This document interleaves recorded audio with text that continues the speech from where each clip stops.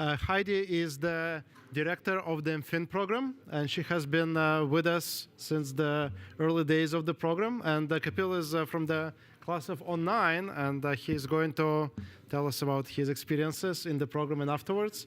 And he is currently with Morgan Stanley. Heidi? Morgan.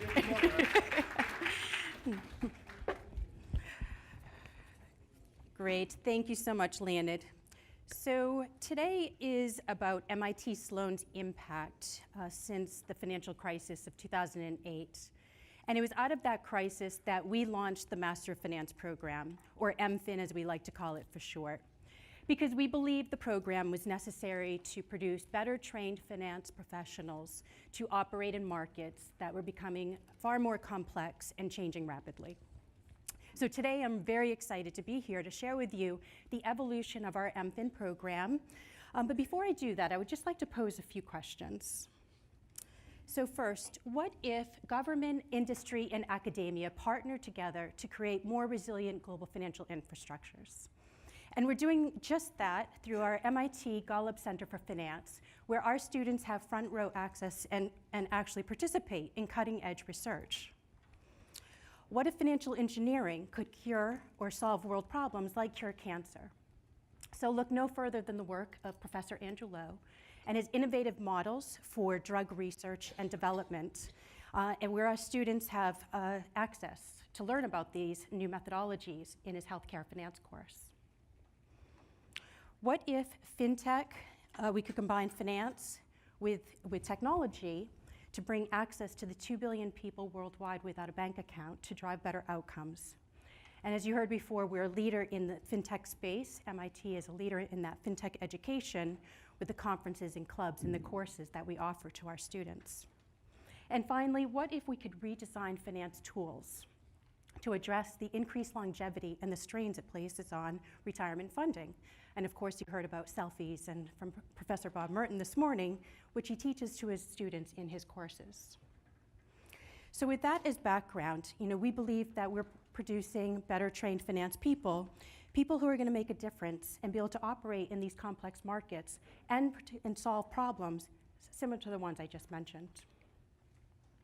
So 10 years ago, we launched our program and to educate the next generation of global financial leaders who will be equipped to solve problems similar to the ones I just said.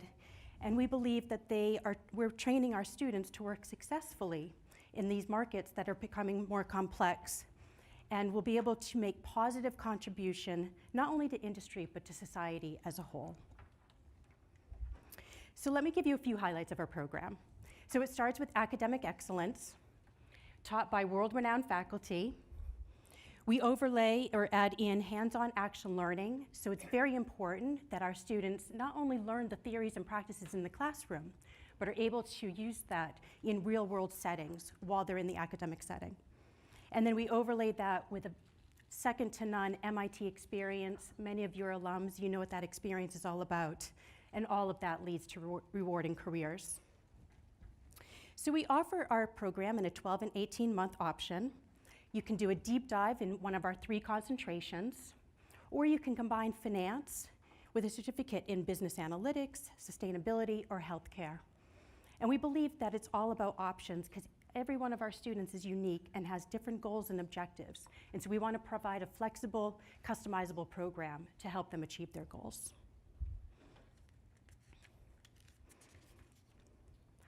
So we launched in 2009 with just 26 students, and you're going to be meeting one of our alums from that very first class.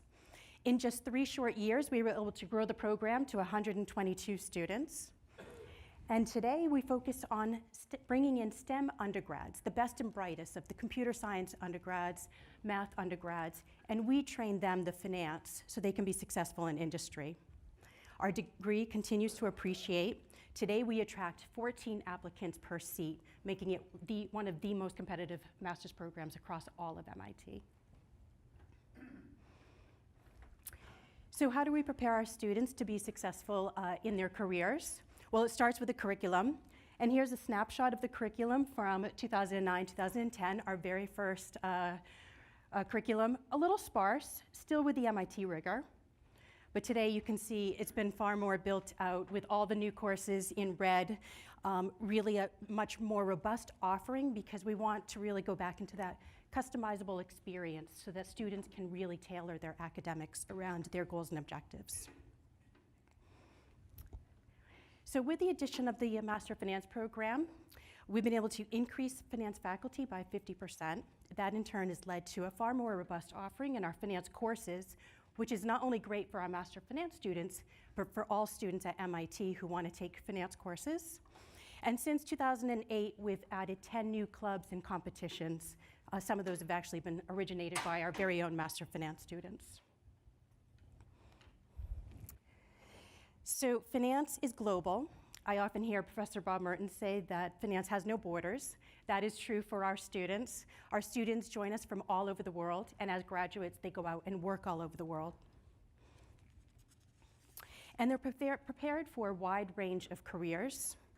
And while our students are very passionate about that very first job they land after they graduate, we really like to think of our Master of Finance program as an investment that will generate returns throughout their entire lifetime. So here's some recent results. This is from our employment outcomes from our class of 2018. And of our 18-month students who are eligible for internships, you'll see 100% conducted an internship. Of those, 76% converted an internship to a full-time offer. And if you look at our February and June combined 2018 graduates, 99% received full-time offer rates within 6 months of graduating. And very strong names that you can see in the middle there. This is just a very short sample of those that are seeking to hire our talent.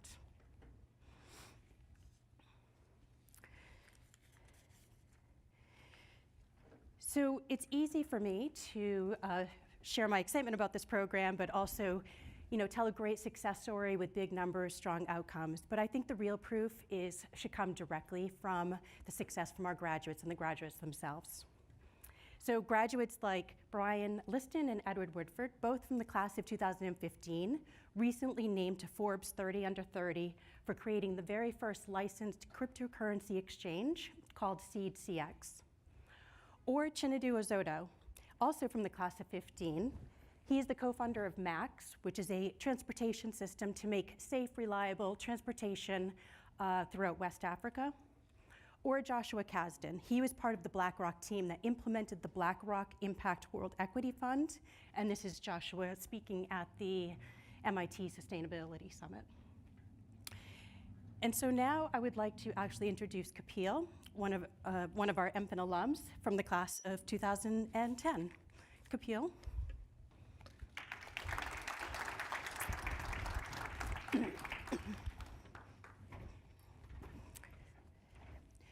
So Kapil graduated from MIT in course 15 as an undergraduate, studied management science. I should note he graduated in just 3 years. And immediately after, he decided to join the very first MFin cohort in 2009.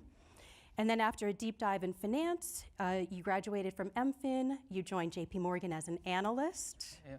And then using all of your MFin skills, you worked your way up the ladder and now senior vice president in investment banking focused on corporate finance and structuring. So very lucky to have you. Thank you so much. Thank you for having me. So let's jump in. So as an MIT undergrad, I'm sure you had plenty of options following graduation, but you chose to stay at MIT and join MFin, which was a brand new program. Reflecting back, what factors did you consider, and what was it about MFin that you said you must be a part of this program? Yeah, it was definitely it was a risky choice at the time.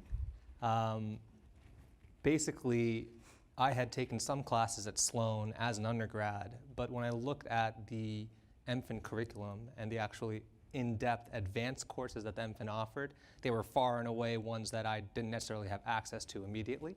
And so some of the quantitative methods that were employed in some of those advanced classes were an area of expertise I wanted to spend a lot more time in. And it's not every day you get to say that you took a class with Stephen Ross, who founder of the binomial pricing theorem, like the faculty and the amount of faculty that have created modern finance theory, bar none, was a very attractive proposition. And so you joined JP Morgan directly after graduating. You've worked your way up. Now you're leading a team, structuring deals. What skills did you learn while in MFin that you attribute most to the growth and success at JP Morgan? Yeah, so I think the biggest skill was, I think, the confidence to challenge assumptions. We had just come out of that crisis, and on the flip side, as you entered the banking space, very sticky, people kind of do more of the same. And that was the model. And I think early on, right when I came to JP Morgan, I had frank and open discussions with, look, this is some of the things that we have learned. I don't necessarily agree with these assumptions that we're making. And that was actually well received at the time. So I would say, with a lot of the quantitative methods we learned, with knowing the content a lot more in depth than some of my peers at the time because of the rigor, I think that helped me through my career. Excellent. So I don't know how you'll respond to the statement, but Professor Merton likes to tell alums if they applied today, they probably wouldn't get in because it would become that much more competitive. Yeah, that's probably right. Yeah, that's probably right. And you probably can speak to this though, because you've hired MFin graduates. We have one over here in the front and center here. The other one you made stay back at JP Morgan to hold down the fort. But do you see a difference in terms of the finance preparation from the MFin graduates that you work with across the board from others that are at JP Morgan? That's a great point. I definitely do. I've been coming back for recruiting for quite a number of years now and have been able to observe the folks coming in the door and those who've stayed and compare them versus other schools. I would say the MFin candidates that we evaluated and many that we eventually hired, they're more seasoned. They definitely have a bit more of the analytical rigor, so you want to toss difficult problems at them, like let's talk about options. Week one hitting the desk, they're able to do that, which I think was phenomenal. They challenged me the same way that I challenged my bosses back when I started, which I actually like. I think that's great. I think we need to keep each other on our toes. And I would say the last piece, which is quite interesting, is I think they're much better presenters than what I was when I came out of the MFin. Not to say that at the time that wasn't a focus, because it was.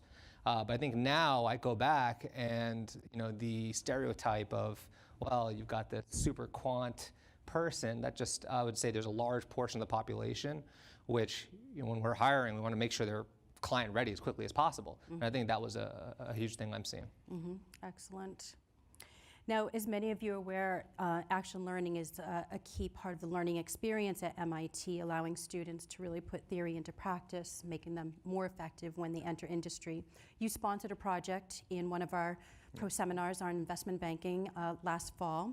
Can you talk about what was the project you sponsored? What was your experience working with students? What impact did they have on the project, and what benefits did it bring to JP Morgan? Yeah, no, I think that was a great experience. It was last year we sponsored 2 teams in a project in 15452, pro seminar in investment banking, and the team that I work on, corporate finance advisory, spends time on sort of bespoke topics. So the topic that we decided to go with was around asset tokenization and the application of asset tokenization with blockchain for large companies. Like, what does that mean?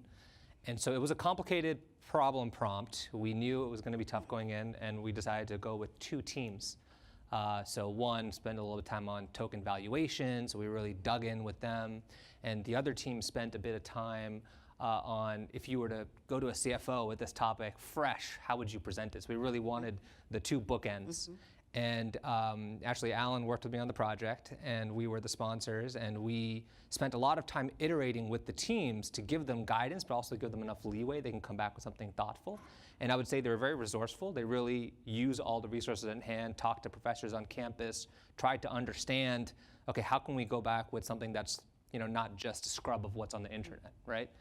So that was great. And then come the final presentation at the end, they produced some great material, which, at the end of the day, we can leverage some of that content for any conversations that are relevant for our client discussions. So, being able to utilize those resources, get a fresh perspective was actually phenomenal. Great.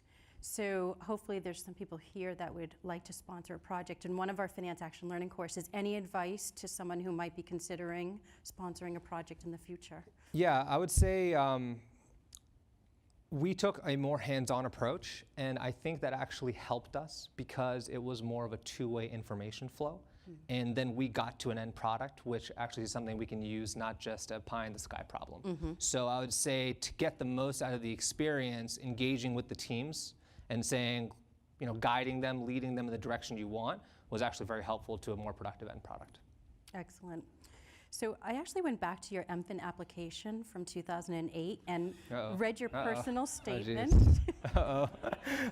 And so it was actually quite enlightening. You wrote about the flaws in the financial systems while referencing the tech bubble in 2001 and the housing crash in 2008.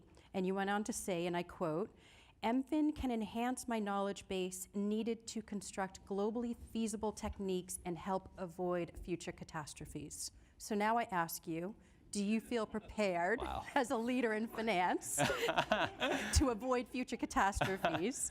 And just how do you feel confident that you're able to work in the markets that are becoming far more complex? Yeah, so clearly I had taken on a very big problem on my own shoulders. This is one where I'd say the markets have become increasingly complex, and we've got this large crisis in 2020 hindsight now.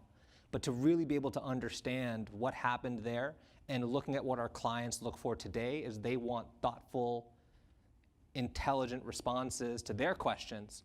And I think some of the quantitative methods we learned in a lot of those classes allows us, like me and my team, to come back with more thoughtful responses. So, we do challenge, well, this is what worked in this context, but if you apply it to different time frames or using different assumptions, we actually arrive at this different outcome. Or maybe we've gotten some problems which have come in and we'll evaluate, call it a company through cycle, how they should set their policies, or what would happen in a shock scenario. And I think both using the quantitative methods that we learned and kind of creating new frameworks for them, we definitely have done that. So I definitely would say we haven't solved all the problems, but I would say we definitely come out ahead when it comes to using the MFin, the MFin things we learned. So, and my final question is, whenever I catch up with an alum, they always have some favorite story to share about their time at MIT. So I wanted you to share your favorite story about what it was like to be an MFin, to study finance at MIT, and just a reminder that this is a professional setting. So. Well, we did have a lot of good C functions on Thursday nights. Which I learned recently are called consumption functions. Yes, they are. So I'll steer clear of those. Yes, thank you. I would say two things come to mind. One was my pro seminar, which was like a little over 10 years ago. I still remember it fresh in my mind. We were advising a hedge fund type client around Swiss banking secrecy regulations. And it was an experience that was so real at the time because there was a lot of uncertainty as to what would happen to the global banking system if the Swiss had to basically release their information. And so the funds at the time were trying to figure out how to position themselves for different regulatory outcomes. And so we did a really large deep dive. It was cutting edge. No one knew the right answer, but it was a live problem that we were helping a company with, and that actually was what inspired me to come back and do the pro seminar, because it was so impactful for me to actually have worked on something that was so real at the time. The second one is I think it was our final exam for analytics of finance, and actually we had Professor Kogan at the time. But the final exam, at least what I recall of it, was we were told to solve the Black-Scholes formula from scratch using stochastic calculus, and everyone had no. I mean, it was very scary, but coming out of that experience, I mean, after we all were high-fiving each other, and basically now it's really a badge of honor where I can confidently say that we were able to do it, and thank you for challenging us. So definitely a memorable experience. Great. Any future direction you would like to see the MFin program go? No, look, I'm very happy to see that it continues to evolve. Honestly, we were 25, 26. It was budding. But now to see the success and now having MFins on our team, I think it's it's clear that this is a program that definitely should be here to stay, and I look forward to seeing what else you guys have in store. Great, great. So, well, speaking on behalf of everyone involved in MFin, we are super excited about our program and the amazing students we attract to MIT. Super excited about our amazing alums as well. 10 years in, we are just getting started, so stay tuned. I am confident you're going to continue to hear great stories about our students, about what's happening in our curriculum, the MicroMasters that we're going to be launching in the near future, as well as great stories about what our alums are doing in industry. It's an exciting time to get involved, and there's lots of ways of doing that. You can hire our students, you can sponsor students to our program, you can sponsor projects. If you want to learn more, I'll be around all afternoon, so I'd be happy to speak to any of you about that. Kapil, I am deeply appreciative of your time here, for sharing your experience, for being an amazing alum in hiring our students and sponsoring projects. I wish all of our alums could be as great as you. So thank you for all you do. Thank you so much. And thank you so much. Thanks, everyone.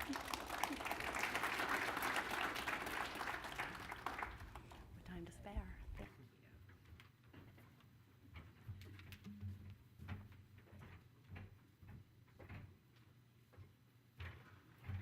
Heidi, Kapil, thank you very much. If I could add a personal reflection, I remember that first class, Kapil was actually a model student in the following sense that we had a model before we started the program, and he was one of the few data points that fit the model.